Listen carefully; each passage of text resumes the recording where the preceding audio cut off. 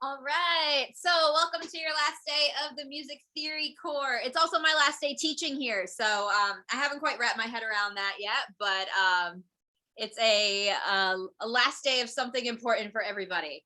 Okay. So, we're going to just kind of take Carolyn Shaw's Partita, the first movement, for the duration of class today. We listened to the fourth movement, the Passacaglia, the very first day of the semester. And I didn't give a lot of like background information on the piece at the time because I knew that we were going to circle back and revisit at least one of the other movements later on. So the movement that we're looking at is an Allemande. All four movements of Partita are modeled after Renaissance or Baroque forms. The Allemande itself is actually a dance form. So when we're thinking about dance forms in Baroque music, a lot of them were literally danced. So there was a lot of built-in regularity to things like the Allemande, the Courante, the minuet. At least in like the Baroque and very early classical periods, because people were actually literally dancing to these things. Now, when you get further on, middle to late classical into the Romantic era, the minuet I'm thinking of specifically because that sort of stayed as a movement of multi-movement works. And once you get out of the time period where people might have actually been dancing to the music, then they start getting really weird and like hypermetrically bizarre and kind of jacked up in a way that no one would actually be able to dance to. But early on and during the Baroque era, these dance forms were quite regular, quite regulated because people were actually expected to dance to them. So when we're talking about the Allemande, before we dive into the Carolyn Shaw one, I thought it would be helpful to listen to a kind of standard Baroque Allemande. So what I'm going to play for you really quickly is just a little bit of the Allemande from Bach's second French suite. And what I want you to listen for really are the rhythmic modules. So the Allemande is a quite rhythmic dance to begin with.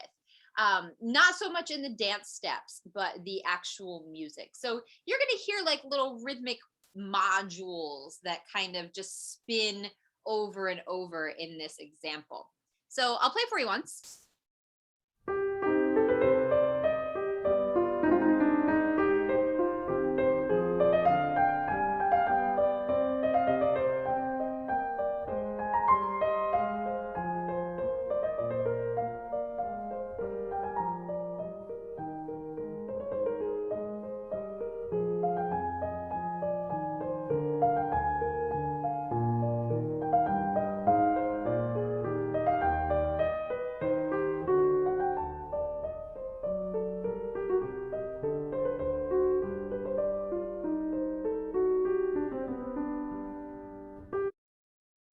So what I think comes across in that particular excerpt, there's a lot of rhythmic repetitions. There are two, maybe three rhythm modules that kind of repeat throughout that, what was probably a 16 bar example.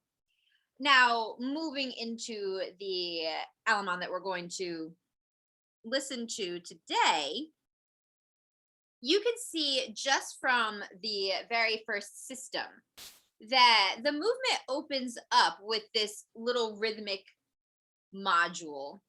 And that kind of, I guess not cascades because going the wrong direction, but spreads through the voices. And we see this little rhythmic unit start to kind of form the backbone of the opening of the piece. Now, this comes back later on in the piece, around rehearsal J, in a much kind of denser version. But a couple of things that sort of hint at the Allemande-ness of this. The rhythmic motive, the fact that it starts on an upbeat. Allemandes and minuets always start on an upbeat if they are going to be danced to. That's simply for the dancers to kind of get their bearings. So we start on an anacrusis. We have these repeated rhythmic note values. The short, long is also indicative often of an Allemande. Not all the time, but it can be. So lots of things in the opening really draw us into the title of the piece and seem to kind of ring true to the title of the movement. A little bit about Partita itself, because we did not talk about it when we listened to this early on in the semester. Carolyn Shaw won the Pulitzer for Music for Partita for Eight Voices. She was at the time, and still might be, honestly, the youngest winner of that prize, and one of very few women who have won it. So Partita was a slightly long compositional process. It took her 2, maybe even 3 years to wrap the whole thing up. And one thing that a lot of people commented on in the beginning of the semester when we first did this movement, or when we did the Passacaglia, I got a few emails after class asking where the text came from. The Passacaglia and the Allemande use the same textual basis. And so now I'm going to talk about that a little bit. Carolyn Shaw saw this art installment prior to composing Partita. And what she saw was a piece called Wall Drawing number 305. It was by an artist, Solomon Lewitt. And Lewitt has all of these installations that are called wall drawings, and they each have a different number. Wall Drawing 305 is this really interesting kind of interactive installation where there are instructions and a person is supplied with a pencil and a crayon, and their job is to follow the instructions to place 100 randomly located points on the wall.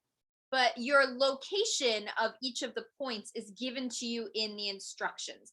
So I'm going to show you actually a little snippet of an installation of Wall Drawing 305 so that you can see what I'm talking about. And I think you're actually going to see some of this text or text very closely related to this come up in the piece, and it'll make a little bit more sense.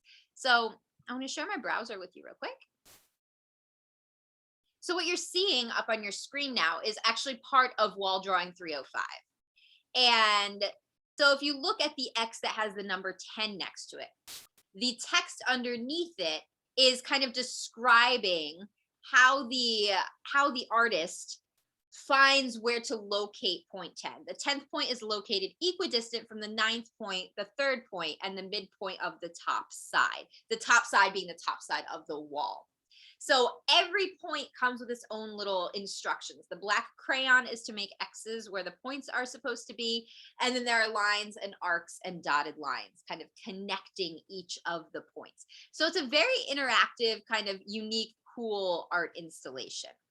And the text that you're going to hear in Allemande comes from this piece. Yeah, the detail of the pattern is movement is a great sort of like hashtag that we see in this in the text in this piece. So without further ado, the best part of today is just going to be listening to it. So for some of you, this will be your first listen. For some of you, it's going to be like your third or more. So I'm going to jump back over to the iPad and we will give this a listen. So another thing I should mention is Carolyn Shaw is also a member of a vocal ensemble called Roomful of Teeth. And Roomful of Teeth is sort of the group known for this particular piece as well. There is one of the members of Roomful of Teeth. It's an 8-person vocal ensemble, SSAATTBB in essence. One of the men in the ensemble is actually an OB alum, and they were here, I think my first year at Oberlin, maybe my second year. They came and did a bunch of workshops. They sang. It was super cool. But the group itself, their recorded performance of this is considered kind of like the performance in terms of learning the extended vocal techniques that you're going to hear. There is a little key up here to some of the notations that might look new to you.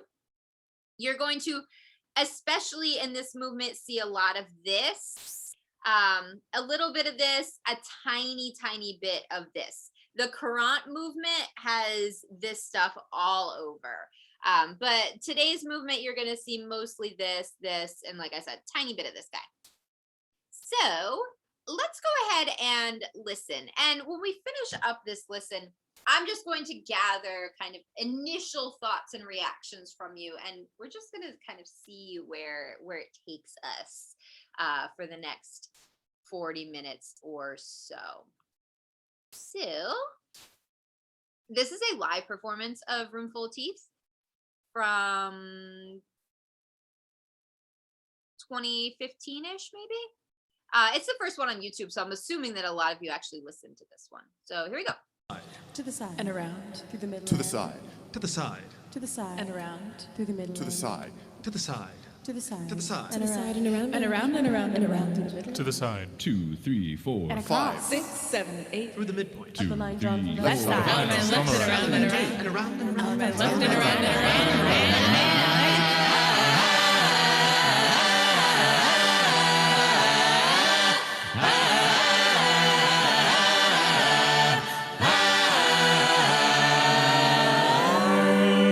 The square divided horizontally and vertically in four. wall is down, ordered and down, divided down, into left. 4 equal parts. Follow your neighbor, grand swing through. The A line red centers on diagonal the line from the lower left to the corner side toward and the upper midpoint right to the corner. left.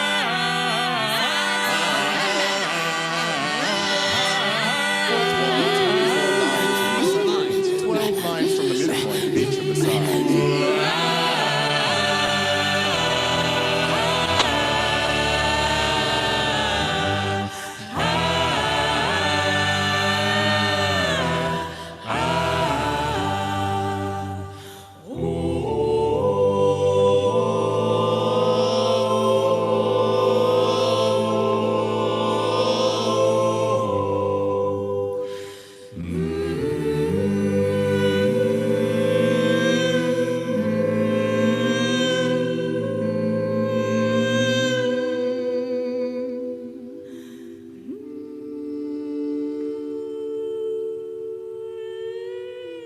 The detail of the pattern is movement. The detail of the pattern is movement. The detail of the pattern is movement. The detail of the pattern is movement. The detail of the pattern is movement. The detail of the pattern Of is the movement. pattern is The detail of the pattern. is movement. The detail of the pattern is movement. the detail of the pattern is movement. The detail of the pattern is movement. The detail of the pattern is movement. 4, 5, 6, 7, 8. The detail of the pattern The detail of the pattern is 7. The detail of the pattern 3, 4, 5, 6, 7, 8. The detail of the pattern is movement. The detail of the pattern is Time and time Of the again. pattern is movement. Time and time again. Time and time.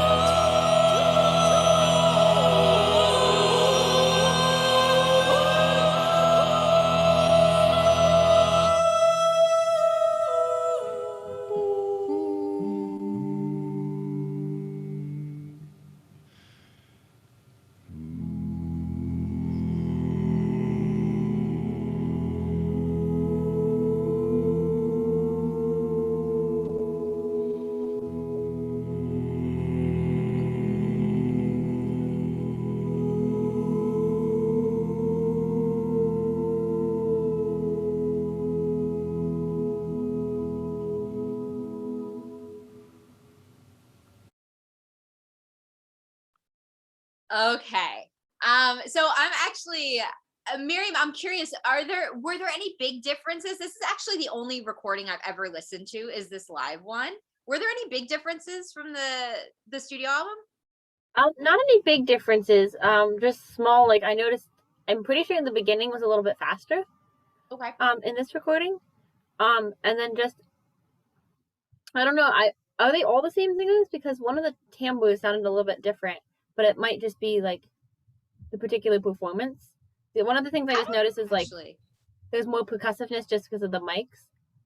And Okay. I noticed that, but then and this is just a small thing, but at the end I actually noticed that these pitch bends, they kind of re-articulate the chords in the last line, whereas in the studio recording they all hold through and bend. So I just thought that was an interesting, like she clearly made a decision to like change that from what is written in the score for this performance. Yeah, interesting. Yeah, I'm not sure about the singer. I would have to check. But yeah, one thing that I think is so fascinating about this piece is so much of it is hard to replicate more than once in terms of timing with all the spoken stuff. So I think that makes it to some degree very unique. Obviously, any piece is going to be, like we talked about a couple weeks ago with the Riley, any piece is indeterminate if we want it to be. But I think that like stuff like this where things are just kind of unmetered, it's got to be really challenging to recreate to some degree. All right. So in the chat or verbally, let me know your thoughts. Did anything jump out at you, especially if this was your first time listening to this? What jumped out at you? What did you think was especially interesting, cool, weird, whatever? Everything goes today. The pitch bends, yeah. So the pitch bends, the ones that are notated with the double-headed arrows, I think are really, really cool. They have a really unique sound. I love the ending because of them. The breathing, yeah, breath control has got to be such a challenge with this piece, especially the voices 1, 2, and 7 and 8 are they're sort of like the extreme ends of their registers, not so much in this movement, but just generally. And yeah, breath control has got to be a monster.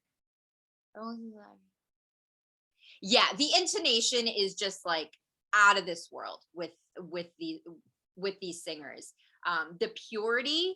And the other thing that I think really aids in that, like the ping that the intonation gets, is they must have practiced so much to achieve the same vowel sound among the 8 of them, because the absolute like purity of that intonation is also aided in the fact that they are all making the same sound. Like the resonance is just so similar from one face to the other. The overlapping of the texts. Yeah, especially rehearsal J, I love where they're just kind of like singing and speaking, but even all those spoken parts I think are so fun to listen to. The quivering at rehearsal L, yeah, the crazy vibrato, the crescendo through thicker texture at the beginning, yeah.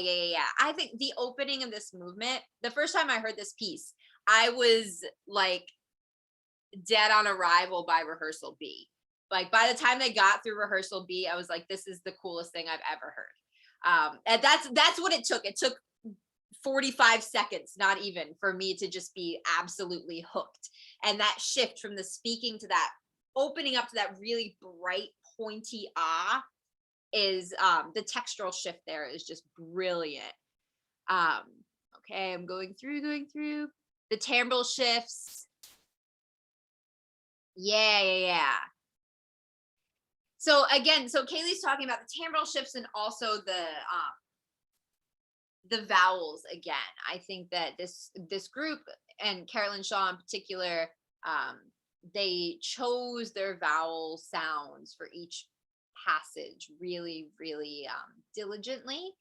And someone in my last class also mentioned that the vowel just changes our reception of the sound so much. From like rehearsal B, which is the first sung moment, which is this super, super bright, almost like nasally, gnarly ah, to when we go to a very rounded, closed off O. That change in the vowel does so much to us as receivers of the sound. So I think Adam and I talked about this earlier. The modulation I think he's referring to is where we drop into B major. And we will definitely talk about this. It's one of my favorite parts of the entire movement. And one thing I do want to talk about at some point today is the fact that this is in several keys. This movement changes keys several times. And I'm not sure if without a score, I would really catch a few of them, because they are these very slippery modulations that don't occur the way we normally see modulations in tonal music, but we slide in and out of these keys and we use modes within some of the keys. So it makes for really, really interesting sound palette. The same kind of nasal qualities during those sections. Yeah. The kind of the nasal vowels, I think, have such a unique timbre to them. How many different functions of voices have? Yeah, one thing we talked about last hour was the fact that these are 8 human voices, and the wild variety of sounds that she gets out of these 8 human voices is really, really incredible. And if you do listen to the entire piece, that timbral variety continues to expand from movement to movement. Sometimes the text not being as clear as the nasal timbre. Yeah. So to some degree, like there are moments, like actually what's on the score right now, there are 3 different lines being spoken simultaneously. So it's almost like your brain sort of has to like fragment in order to catch what's going on in each voice. It's pretty much impossible. So you've got to just kind of like grab what you can as it goes by. And I think this is one of those pieces where for me, every single time I listen to it, I'm like, oh, I didn't notice that last time. And I've heard this 100 times. And part of it is that sometimes I catch a bit of text that I didn't remember from the last time I heard it. What's that? Yeah. So I'm going to use Miriam's comment then to kind of launch us into a little bit of an exploration of tonality to some degree. So we get a key signature at rehearsal B when the singing begins, right? One thing I think is really interesting is we're in a notated G major, E minor-ish. And we really kind of sit in these like tetrachords. There's no melody per se. It's almost like we took the rhythmic module idea from the Allemande and we put it into the pitch, and now we're going to use these pitch modules and kind of play around with them. And I'm going to mosey through here. So letter F is where we get that big timbral shift into the O. If you don't know, if you're wondering why there are all these vowels in boxes on the score, like here. So all of those are IPA indications, so International Phonetic Alphabet. IPA is an alphabet that we use as vocalists to give ourselves the correct pronunciation of things. So IPA symbols are drawn from different alphabets, but you're seeing something like this that's an indication of a very, very close rounded O. Whereas the A at the very beginning indicates a really, really bright ah, and this A indicates a kind of darker ah. So all of those like things in boxes are indicating your vowel symbol. And as we move down, so I'm going to bring us to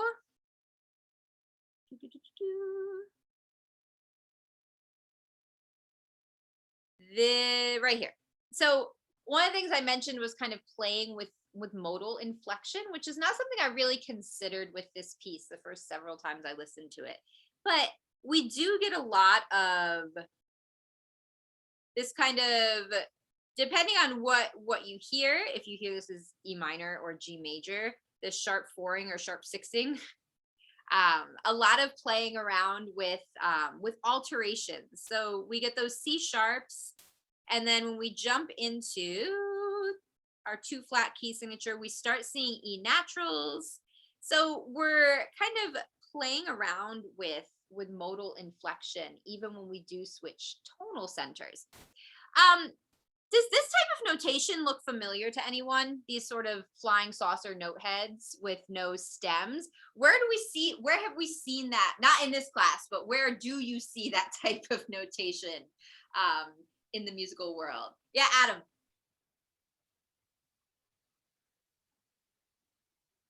You don't look like you're muted, but we can't hear you.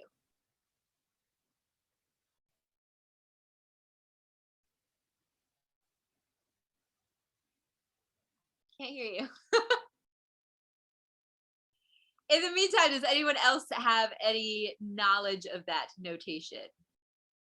Yeah. So I don't know where you guys are in the music history sequence, and I'm gonna be perfectly honest, I don't know anything about the music history sequence anyways, so even if I knew where you were, it would not help me.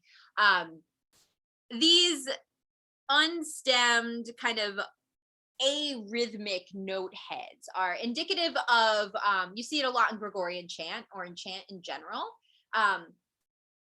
In this instance, there's not even any bar lines. We do get a passage later on where there's still a meter going on in other voices. So the chant note heads are fitting into a temporal block, but without any notated rhythm.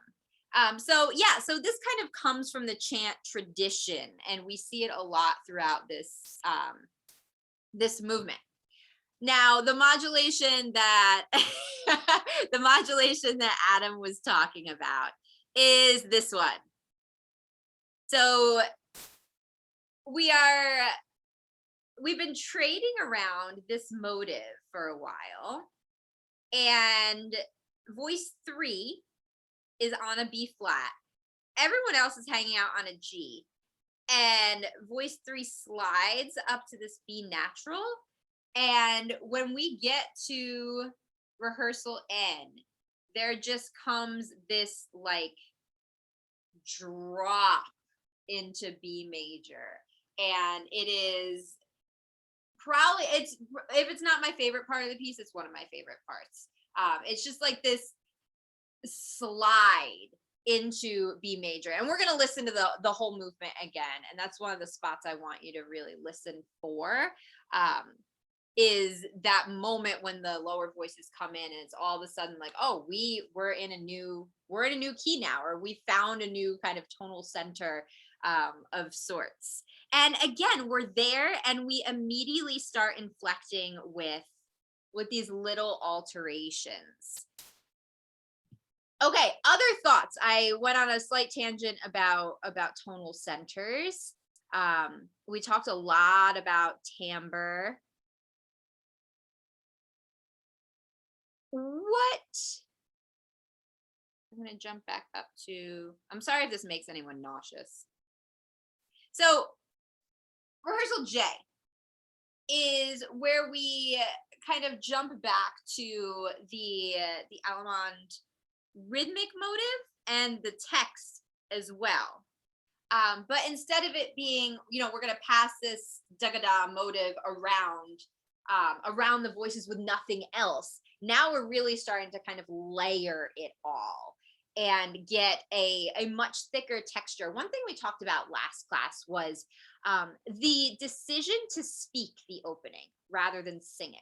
If you think about how the human voice works, speech decays acoustically much faster than a sung word. A spoken word has a much faster decay, so it almost gives us an extra percussive element to the beginning. You can speak in a much more staccato style then you can sing, because you don't have to worry about like phonating and resonating when you're speaking as much. So the opening has a very percussive, very extra precise rhythmic feel to it.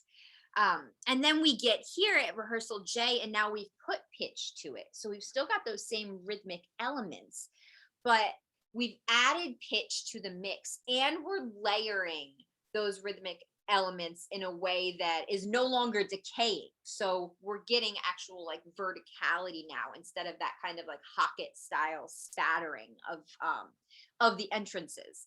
So with that, then I would like to listen again. And this time I am going to give you a prompt as we listen. I would like you to consider where you might put, if I told you have to choose one like climactic high point for this movement, I want you to think about where you might put it. And like I said, we're going to listen to it again, so you get another pass at it. But think about where you might put that musical climax, musical high point for this movement. So we're going to go back to the beginning.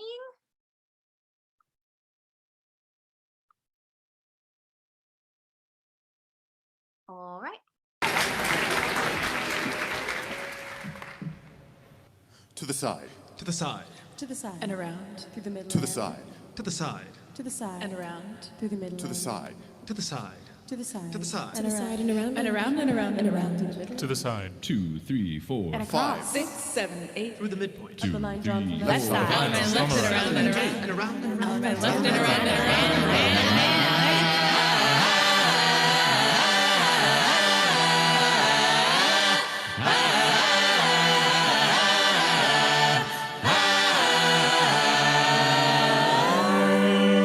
The square divided horizontally and vertically in four. Wall is down, broken and down, divided down, into left. 4 equal parts. Follow your neighbor, grand swing through. The a line red centered diagonal on line from the lower midpoint left of the corner side toward and the upper midpoint of right the lower corner.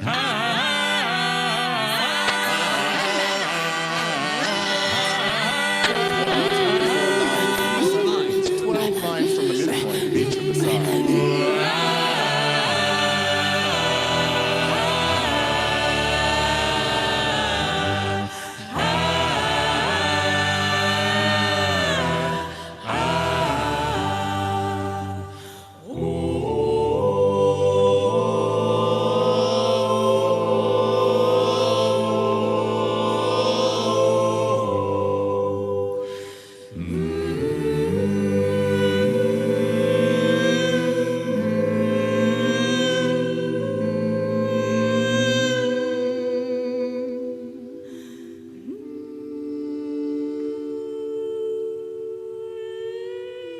The detail of the pattern is movement. The detail of the pattern is movement. The detail of the pattern is movement. The detail of the pattern is movement. The detail of the pattern is movement. The detail of the pattern Of is the movement. pattern is The detail of the pattern. is movement. The detail of the pattern is movement.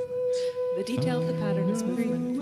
The detail of the pattern is movement. The detail of the pattern is movement. 4, 5, 6, 7, The detail of the pattern is movement. 8. The detail of the pattern is 7. The detail of the pattern 3, 4, 5, 6, 7, 8. The detail of the pattern is movement. The detail of the pattern is Time and time again.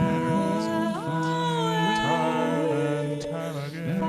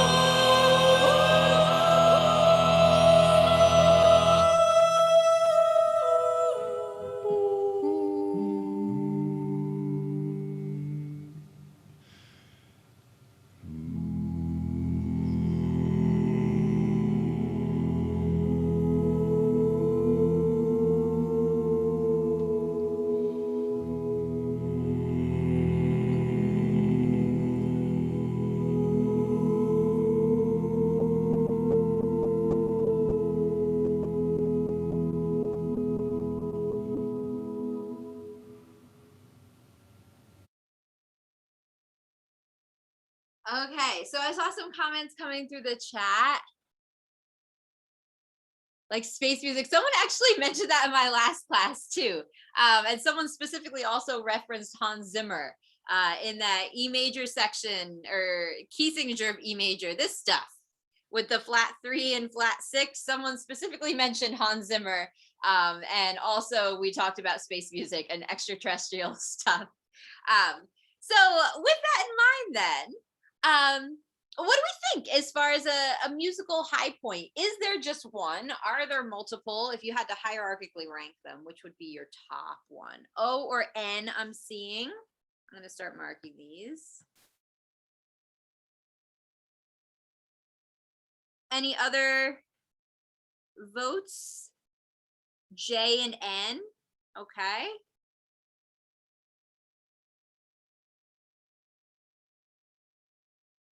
J and O.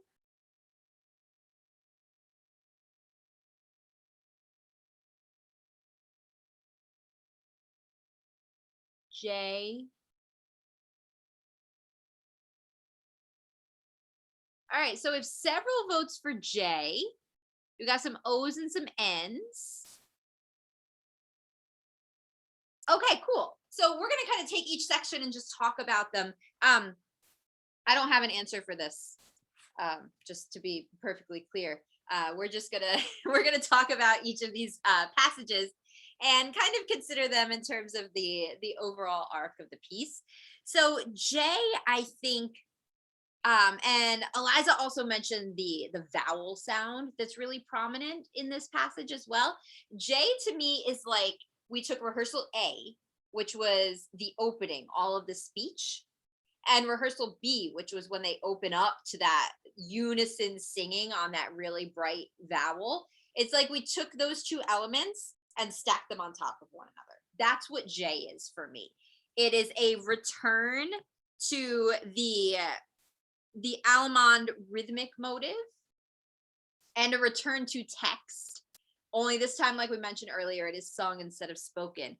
And then we also add in all of these really bright vowel sounds. So for me, J is like this great layered culmination of the two elements in the opening that really, for me, really drew me into the piece to begin with.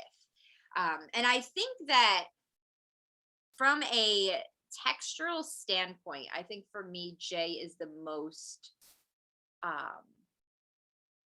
probably interesting and the most like densely packed. There's the most going on at J for me. So I can see then why a lot of people would vote this as the climax, because it does kind of catch a whole bunch of stuff all at once. Now let's look at N and O, and we will also kind of consider what's going on there. So N is where that's the drop into B major. So that's the really cool modulation that we talked about earlier. And we do get, again, a little bit of new melodic stuff going on as well. So that sort of transcendent to some degree shift into B major caught a lot of people's ears. And then O. Yeah, O is interesting. So people who commented N and or O, people who commented O, can anyone talk about that specifically? Why you chose O as one of your spots? Yeah, Miriam. So at least in this, like in their rendition of it, they all had a pretty loud dynamic, although I was looking around and there's not actually one really most right there. But I think it's really, I guess there's two ways I could see the climax happening in this piece. And that is, one is like at J, where there's just a lot going on and a lot of different things. Whereas this is the opposite, where it's, very split between 1 through 4 and 5 through 8. But the fact that 1 through 4 are all in this, are all in unison, and then have this kind of, I don't know, it's like has a lot of pull to this motive. and repeated, and I don't know, it just, and then the foundation in the lower voices just kind of brought this like low depth and like power to this section. Yeah, good.